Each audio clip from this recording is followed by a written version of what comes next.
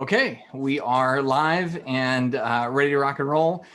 This is kind of been a regular Thursday thing now here for, coming up on 2 months or something like that. But been calling it the Born Again series, simply talking about conversions and talking to people that I love and enjoy time with.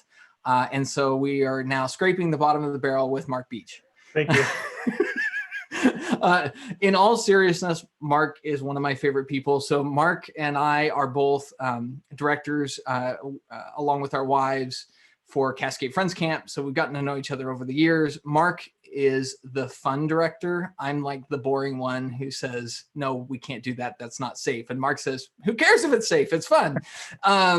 And so we are a pretty good balance between the two of us. But Mark and Judy are the kind of people you want in your life. They are encouraging and stable and consistent and always look at life through the lens of people. And he's an elder at the church in Coeur d'Alene.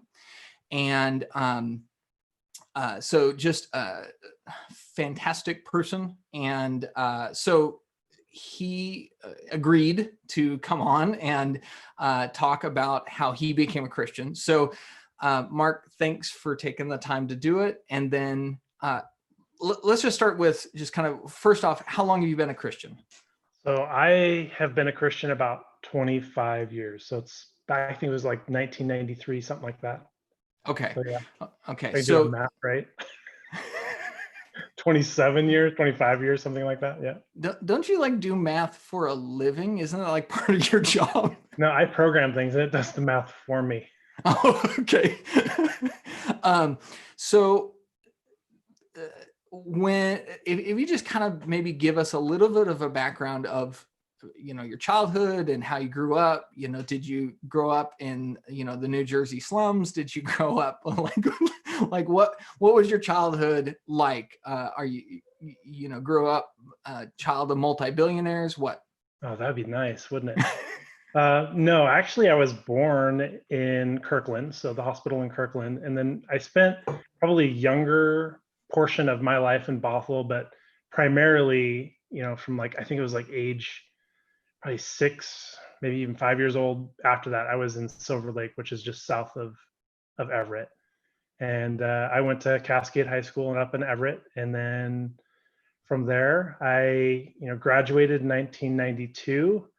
And I think it was literally the day after I graduated, I decided to move to Coeur d'Alene, Idaho. So yeah, I had an uncle who actually lived over here. He moved from Bothell over to Coeur d'Alene, and he said he can get me a job. And I decided I want to change in pace. And my parents had recently, I shouldn't say recently, but a few years earlier had got a divorce. And for me, it was kind of a rough time. And I decided that I just needed out of that environment, out of that place, and decided to move and change my life a little bit. So you are one of the few people I know that could say what you just said and still smile. Yeah. Hey, my parents had recently gotten divorced and it had been kind of a rough time for me.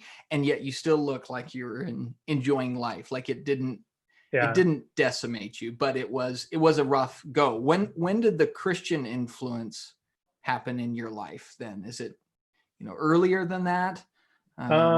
Yeah, when you look back at my childhood, I really didn't have anything to do with God.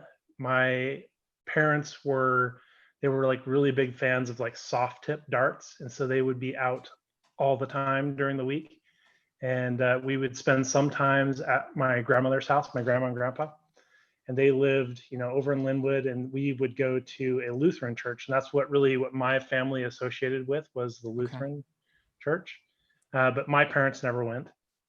It would be maybe Easter we would go, and that would be something that would really be influenced by my grandmother trying to bring people along. But every time my brother and I would spend the night, she would always over the weekend take us to church at the Lutheran church. And I remember how long that drive was because I just did not want to go to church at all. And there was a big hill and you drive up to it and it just felt like doomsday every time you get to that hill.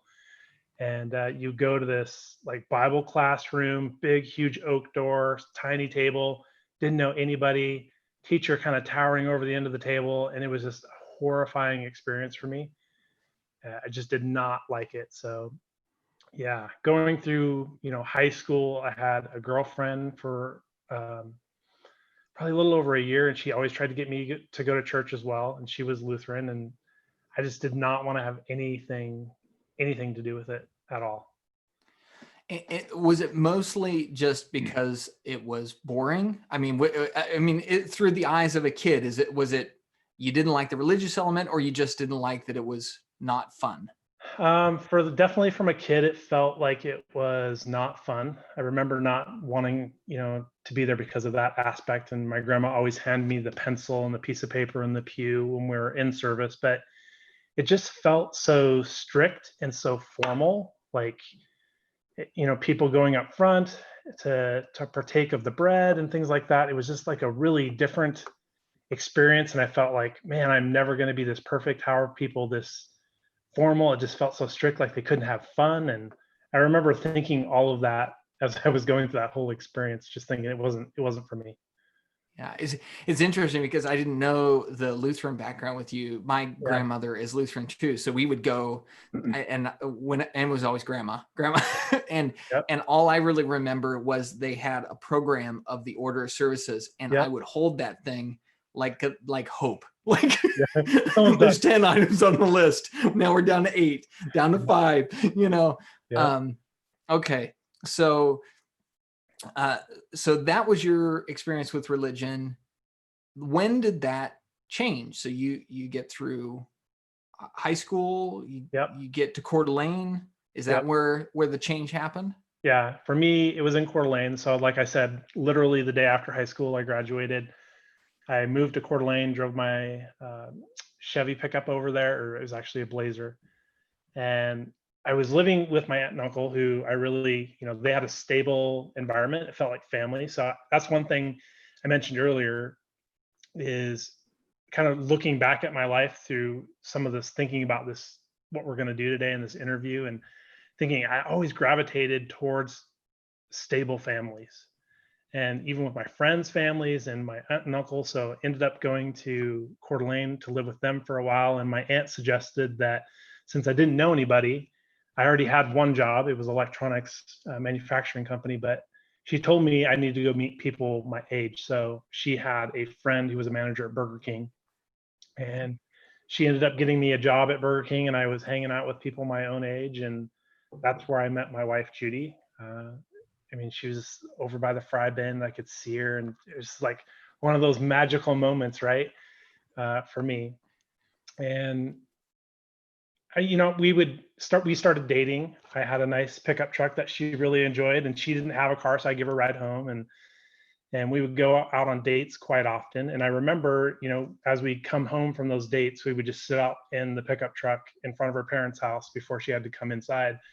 We were having conversations, just about life, what we wanted, just everything you could possibly think of. And she, started talking about religion. And for me, again, it was like one of those things where I did not really care. And we were having this conversation once about Abraham, and she was talking about how um, he was going to sacrifice his son. And I said, "You worship a God that would make you sacrifice children." I said, "I never want to be a part of that. That is so dumb. That doesn't make any sense." And she finally, her and her parents convinced me to come to services one Sunday. And so I started coming with them a little bit and hearing a little bit more. But it wasn't until, I had some conversations with Jack Hafer that really things started making sense for me. And, I was really under the mindset that science was the end all be all, that it had nothing to do with religion, and the world, everything evolved, and there was no other way around it, because that's what I've been taught in middle school and high school. And so that was my pattern of thinking. So, I mean, you've said a lot there, that because as somebody who teaches people, as I'm listening to somebody who's not yet a Christian, I'm trying to unpack and unravel like the different threads of Yeah. questions that they have. And so you've actually had quite a few different things that you were wrestling with. One, the whole Abraham question, that's like what what's the character of God? Do I Yeah. want to worship a God? Is this a kind of God that I like, which is like its own thing of talking about that. And then you got the science element in there, and then just putting the whole Bible in context. And then the fourth thing you're dealing with seems like is just a history of assumptions of what religious people are like. Exactly. Yep. And that so, no, go ahead. What? that changed. So like when I, visited Sunday morning, there was warm people there that cared. The service, I mean, it was formal and it was organized, but it wasn't like this very strict thing with people wearing robes and all these garments. And it was like, wow, these people are wearing regular clothes, and and the preacher would make a joke and people would laugh, and it's like, wow, that's just different than what I was used to growing up. Yeah. And Jack Hafer was the preacher there at the time, right? Yep, exactly. Yeah. And Jack at least thinks he's funny. So Yeah. that's important. So yeah, exactly. So some of this was just like, is it fair to say that some of it for you was just to experience truth through the people who were living it, that made a big impact? Is that a fair way to put that?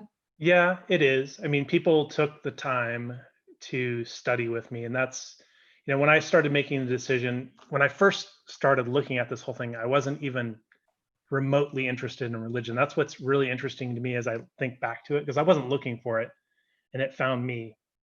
So, uh, but that experience of meeting with people at the congregation, at one point there was a lady by the name of Carrie Janke and Jack Hafer, right? Obviously, but they were like, it wasn't an argument, but it was more of a, a disagreement around who was going to teach me the gospel.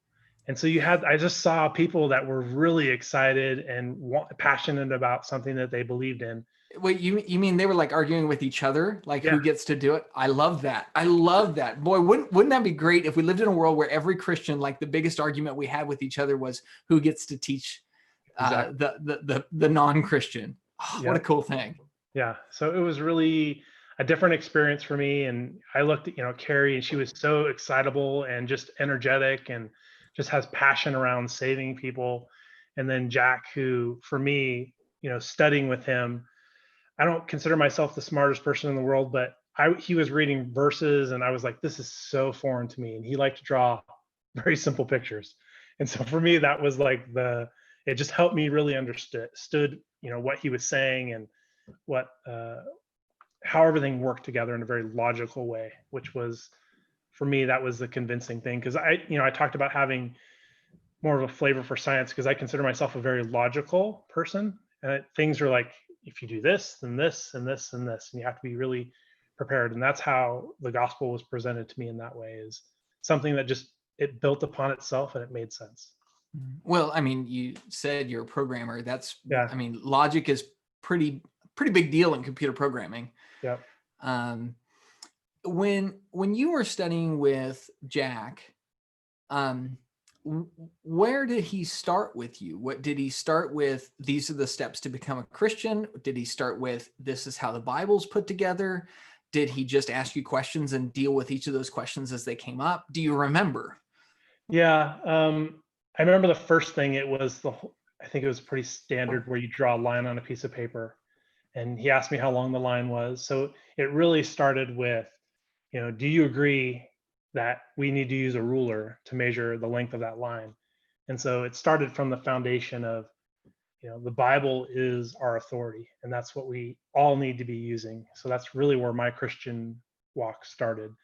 That's kind of, that piece of it. Prior to that, I would say probably just like one or two studies. I had questions around science, and I remember specifically one comment that he made around when they were getting ready to go to the moon, how much moon dust they predicted to be on the moon. And when they actually landed, it was much a less amount, which suggested that the moon was younger than everyone had really thought. So for me, I started thinking about things like that, going, okay, maybe scientists weren't all correct. Maybe there's pieces of it that are right, but maybe all of it's not correct. And so that's really what, started leading me into that study that he was going through. And I think that that's a really a big point that we should emphasize with people is that it's not the Bible is opposed to science. It's Yeah. just we accept that there's limitations to our Yeah. knowledge, and that it's our scientific base of knowledge is an ever growing thing. Yeah. And it takes steps forward, but it also takes steps backwards. Sometimes there's things where we say, okay, this is definitely the way it is, and then we backtrack a bit because our hypothesis turned out wrong. And I think that's all healthy with science, but it's also a limitation of it. It's not an absolute knowledge. Yeah. I like that was the way he approached it with you, was instead of saying, stop listening to science, Yeah. it was, okay, but let's talk about everything in its place, and the limitations there. Was that enough once you kind of started to see some of the moon dust arguments and whatnot, that, hey, scientists aren't always right? Was that really what you needed, or was there more to that scientific argument that had to be unlocked? I don't really remember a whole lot more about the science piece of it, but I remember it seemed like it didn't take very much convincing for me to start putting doubts in my faith in science, and looking more towards the Bible. I think what really sunk it in is, I mentioned earlier, I'm a very logical person. As Jack went through the logic of how, the Old Testament worked with the New Testament, and Jesus, that message is all throughout the entire Bible. And I think over the years, it's sunk in even more, just how you can't even make a 2-hour movie without glitches and things that just are not consistent, even with characters. But yet you can write, the Bible over a 1600-year period, 40 different authors, and have it all work together so flawlessly. Mm-hmm. And, that's really what sunk in for me. That complicated design of just the word is a pretty profound thing in and of itself. Yeah. And it wouldn't take much to break it. You just have to have one prophecy in there that, isn't fulfilled, and boom, the whole thing falls apart. Yeah. So, yeah. So you studied with Jack, and you studied with, I forget, Carrie Janke. So how long was that for? Like, so you start studying with them on a more formal basis. Yeah. Was that like once a week, or is that like every day, or? Yeah, it was like once a week. And then Okay. it seemed like it was between like 6 and 8 weeks, something like that. It was Okay. a longer period of time. So I had time to think about things between every class. Yeah. So they weren't pushing for you to be baptized right away. No, it was at my own pace. And obviously, like any new conversion class, I would have questions, things that would come up that were off topic or off the plan that Jack had for that day. And he would take the time to sit down and answer those questions, and, move forward as on my own pace, I guess, is a good way to put it.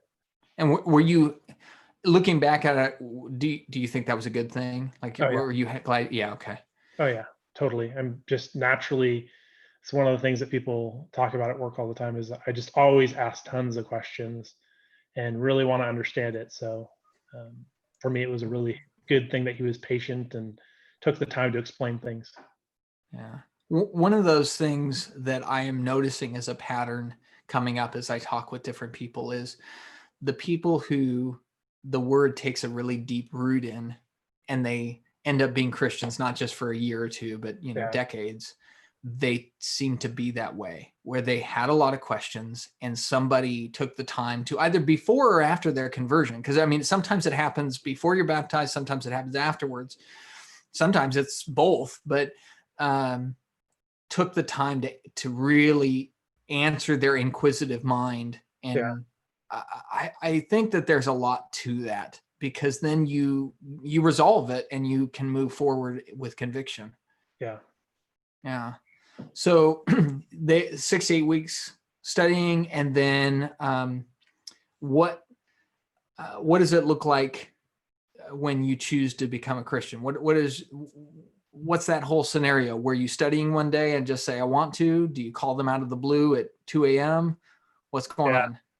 For me, we were studying, and I believe the last class, it was First Peter 3:21, and baptism now saves you. And interesting looking at that verse, I thought, there was like a warm feeling that came over me in the sense that I really, you know, I don't think I'm saved, but it wasn't an immediate thing for me. Like let's go get baptized right now. I went off, went to work, I can't remember exactly how long it was. I think it was like a week or something, or a couple of days. But I remember running like this clamshell press. It stamped out parts, and you'd stick your hand in there, grab the part, and this thing would just keep running. And if you left your hand in there long enough, it would squish it. But I remember just standing in front of that machine. You just get so repetitive and not really even thinking about what you're doing. And I finally just walked over to the side of the machine, shut it off, and I walked over to my boss and said, "I gotta go." He's like, "What's going on?" I go, I've got to go. I gotta leave. I got something I gotta go do."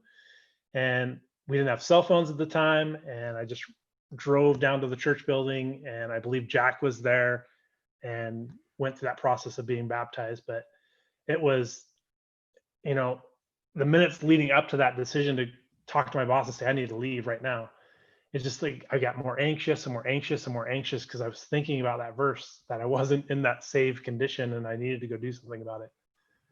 So it had like this building momentum for you. It wasn't Yeah. right away when you saw the verse, but that Yeah. verse like sunk like a blade into your heart, Yeah. and it just deeper and deeper every minute. Yeah. Yeah. And I think it was after the fact. I remember a conversation, because we didn't have elders at the time. It was like at a men's meeting or something. And Jack mentioning to somebody else, like it was a couple weeks or a week or something. He's like, "Yeah, this guy's going to be baptized. We just need to give him some time." And so thinking back, going, "Wow, he saw that," where I was just like, I didn't see it at the time. But yeah, I mean, just like you said, the more it built up, or the more time that passed, it just built up with me. And Yeah. yeah. So I'm glad you turned the machine off, by the way, and you didn't like get your hands smushed. That would have really darkened the story a little bit. So you go, Jack baptizes you. What does it look like then? So now you're a Christian, which in and of itself is a huge thing. And we can't, overstate how huge that is. You go into the water, you come out, you're free from your sins, but that's also your most vulnerable moment as a Oh yeah. Christian. Yeah. So what does it look like for you in the days ahead? And then also, kind of as a side thing, how does Judy react to this, and what happens in your relationship there with her and everything? And did she see this coming? I don't know if she saw it coming. I would tend to think she did, because her parents were really supportive. And, that's one thing where I look back at, my daughter, and thinking about dating, and do you only allow, that person to date someone who's a Christian or not a Christian? And I am very thankful for Judy's parents for allowing her to date me when I wasn't a Christian, because I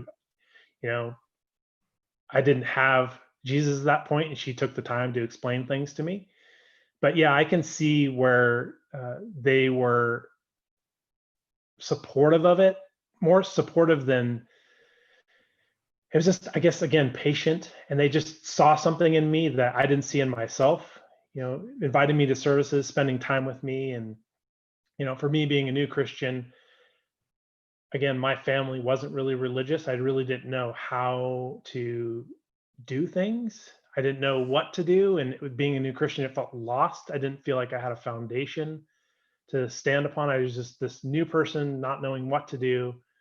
So my first thing was I ran down to the Bible store and got a Bible. And when Judy was working, I would wait to pick her up, and I'd be in a booth and just reading my Bible, not understanding anything that I was reading, but I would read it anyway. So that was super good. She was supportive and able to answer questions that I would have coming up. And obviously Jack was there as well. I remember being very excited, because there was also a friend who worked at Burger King as well, and he ended up obeying the gospel as well through this whole process. And he would have different girlfriends, and one of them was a Mormon. And remember going with him to debate, their beliefs with my beliefs, and Jack helping out and having those discussions with them. And that's one thing that really helped strengthen my faith, is just knowing that, yeah, there are other religions out there. And this whole process of me, selecting the one that I did, or finding the one that I did, it was the right one, and it had the right Mhm. message, and it still was sound. And so that was really a good thing for me, being a new Christian, having that solidarity of knowing that, people can ask questions and you can defend it. I didn't know how to defend it at the time, but everybody else who did would go with me and help me through that process. Their arguments were very logical and sound, and they didn't conflict with anything that I saw. Mhm. Yeah, some of the things that you said, I think they're kind of the paradoxes that we have to be aware of. When somebody first becomes a Christian, like I said, I look at it as one of their most vulnerable times, right? They're a babe in Christ. So our tendency would be to shelter them from other religious views. Yeah. But what you're saying is the opposite happened. Yeah. You were out there muddling your way through, having conversations with Mormons and other religious uh, views, and that was good. And I think that is true. You're not the first person I've ever heard say that. And I, for myself, had a lot of similar experiences. It's very strengthening when you realize this is logical and it totally holds up to interrogation. Yep. And so that strengthened your faith. And then another thing, you talked about reading your Bible and not really understanding it, but muddling through. And I kind of compare it to like learning a new language. When you learn a new language, like it's just awful. You pronounce nothing correctly. You understand barely anything you're saying, but that's exactly how you do it. Is you just do it awful until you do it well. Yeah. And I think that that's true with studying our Bibles. It's okay if when you're reading your Bible at first, you're like, I really don't understand much of what I'm reading. Great. Go ask questions. Just keep trying. It's a new thing. There's a learning curve and it takes time. And then the third thing you said, just to kind of loop back to Judy and her parents, you and I were both dads and we both have daughters. Yeah. And that's a thing. That's a big thing. If my kid wants to date somebody who's not a Christian, there's a lot of flags that pop up in the parental heart and mind. And Yeah. I think there is something to be said about, can we get our kids to, as they're reaching adulthood, to the stage where we can trust that their foundation of faith is strong enough, that they're going to know boundaries and they're not going to be, led away. And that if there's proper parameters, Yeah. they can talk to or even date somebody who's not a Christian, understanding who they are and having a strong enough sense of who they are. And that's a hard thing, because as a dad, I know that there's definitely some fear-based parenting that occurs within me sometimes. Oh yeah.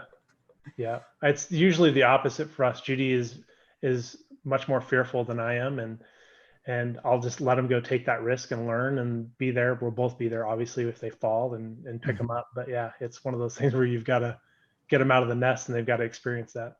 Yeah. Yeah. So I think there's some lessons there. I mean, yeah, because I too, when I was dating Jenna, I was not a Christian yet, eventually became one, but where would I be if that opportunity hadn't been there, Yeah. But yeah. So as you look at it, and here, you told me, you go like, if you just let me talk, I'm only going to have like 10 minutes. By the way, we're like half hour in now. But as you look at it and you look at your own story, were there any, you mentioned a specific verse, 1 Peter 3:21, that had a huge impact on you. Were there any specific things that you look back on and you go, this was something that somebody did that had a huge impact on me? And then also, are there any things that you would want other people to know? I mean, you kind of got a platform here right now. Yeah. what would you, as somebody who's an elder and somebody who is a Christian who has a heart for evangelism yourself, because I mean, I know you, I know that that's important to you. Yeah. What do you wish the rest of us were doing?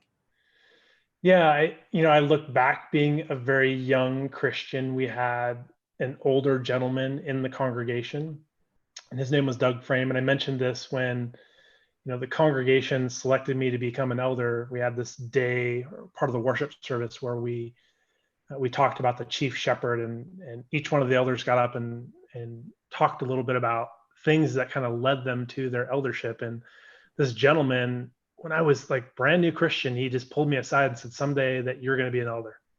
I know you're going to be an elder." Wow. And that always stuck with me. And it was one of those things where I got really emotional during that day when we installed elders, talking about it, just because you remember seeing, you think back to at least my own life, where you don't have confidence in yourself and you have other people that have so much confidence in you. And I could see that with many of the members in our congregation at the time, when I was just learning things, and people being patient and taking time to explain things to me, and pushing me to get more engaged in the congregation.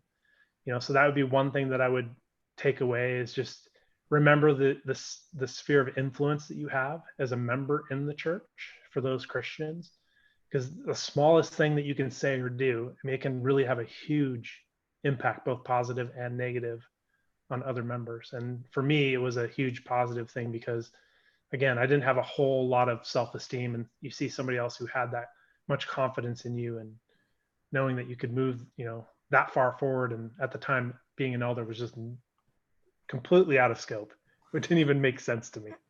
So yeah, they had the confidence in you to look the 10, the 20 years down the pike. Yep. And see where you're going to be. And there is something really to that when people have confidence in you, and they treat you like who they believe you're capable of being, instead of seeing kind of the worst parts of you. Because we all have kind of both of those. We have the parts that hopefully we're getting rid of and sloughing off, and then the things that we're striving for. It's very encouraging when people see the best of us. Yeah, I think the other piece too, for me, kind of looking back at my own life and not knowing how God works in your life, but if this is one of those things where I started reflecting back upon. I look at everybody as almost like a checklist, and we are, as Christians, supposed to be light in the world. And I believe that when we do things that are of just being different and trying to share the gospel in any way, whether it's just being kind or actually sharing the message, you can check off items, in people's hearts, if you will, and they become this checklist. Some people, it can only take 2 or 3 things before they become a Christian. Other people, the checklist is endless and they'll never become a Christian, but we still have, that responsibility of checking those things off and doing things different, and being a light in the world for those people. And I was looking back at my own Christianity. I grew up with neighbors in Everett, only to find out later on, when I moved back from Idaho to Washington for a short period of time, when I was attending Kirkland, they were members of the church all that time, even when I was growing up. Wow. But thinking back to that, my childhood, they were always the parents that were a little different. They were the ones that welcomed me into their house. They were the ones that gave me a Christmas gift when all my other friends' parents never did anything like that. They were just different.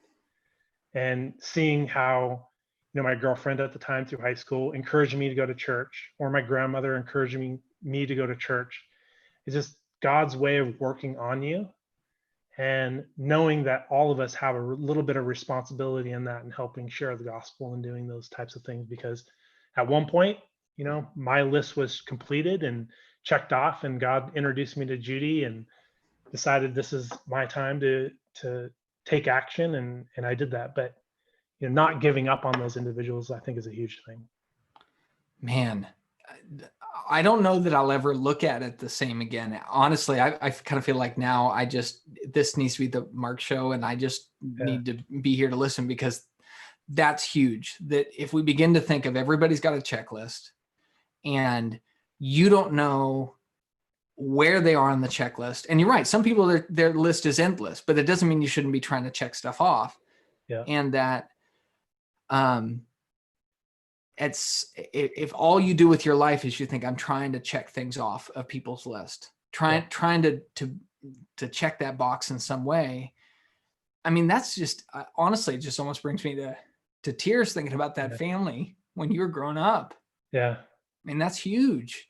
Yeah. They didn't know there's this little kid over here that, would later on grow up, move away, become a Christian, but they had an impact that's pretty intangible. Like, it's really hard to quantify that, right? Yeah. But it was real. Yep. And, for all of us, we've got people in our lives that you may never see the last box checked, but you can check the ones that are in front of you. Exactly. Yep. And we all have a different role to play in checking those boxes, right? Some people need different things at different times. And I think God gives us those opportunities. We just can't miss those opportunities. We need to take advantage of them however we can. Yeah. Mark, thank you so much for taking the time to do this. I know you're a very busy guy. You're very busy in your work as an elder. You're busy with your family, and you're busy in your job. So for you to take the time to do this is huge. Thank you. We're going to go ahead and sign out here pretty quick. Next week, the guests for next week are Rod and Denise Hilden and their journey out of Catholicism. And so that's kind of an area we haven't really talked about a lot, but going to talk to them about what that looked like. Mark, thank you. Say hi to your family for me, and just really appreciate you and all the work that you and the saints in Coeur d'Alene are doing. Yeah, we appreciate you guys as well. So more than you'll ever know. Okay, well, we will sign out from there and see you all next week.